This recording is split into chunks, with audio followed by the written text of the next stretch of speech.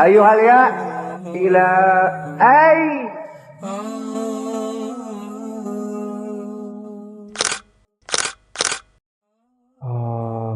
جربت شعور إن أول حد مستني يشمت فيك هما المفروض أقرب الناس ليك المفروض.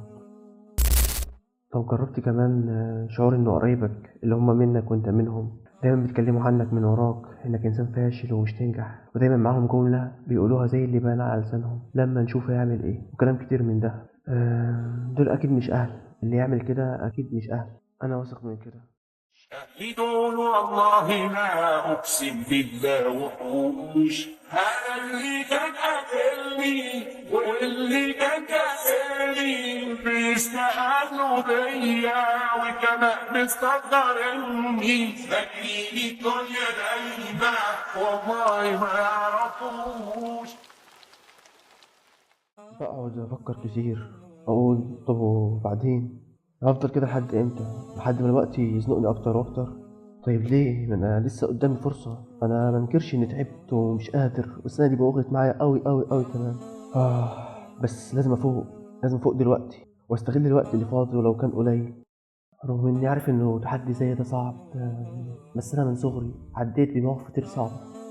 بحس نفسي اتخلقت علشان أواجه الصعوبات دي. أنا عارف إنه محدش واثق فيا، يمكن حتى بابايا ومامتي هما كمان مش واثقين فيا، بس أنا ياما وثقت في قدراتي وراهنت عليها وفي الآخر نجحت الحمد لله. أنا هبدأ.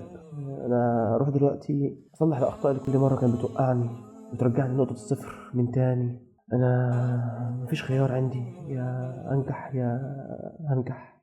اليأس ضعف وخوف جبان، لكن الأمل يفتح بيبان،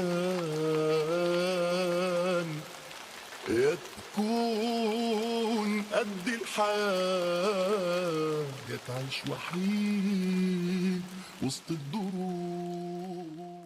نبدأ بسم الله.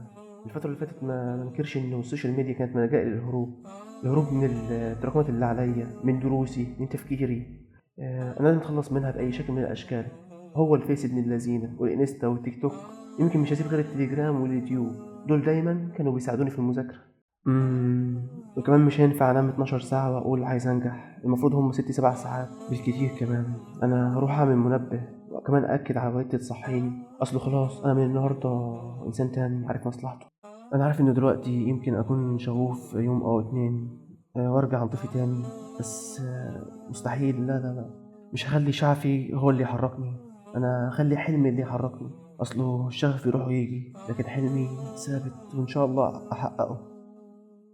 أنا كل ما هتعب وأحس نفسي مش قادر هقفل باب أوضتي على نفسي وأكرر بيت الأستاذ محمود درويش اللي قال فيه سأصير يوما ما أريد، سأصير يوما ما أريد. سأصير يوما ما أريد، سأصير يوما فكرة لا سيف يحملها إلى الأرض اليباب ولا كتاب. أنا الغياب، أنا السماوي الطريد، سأصير يوما ما أريد.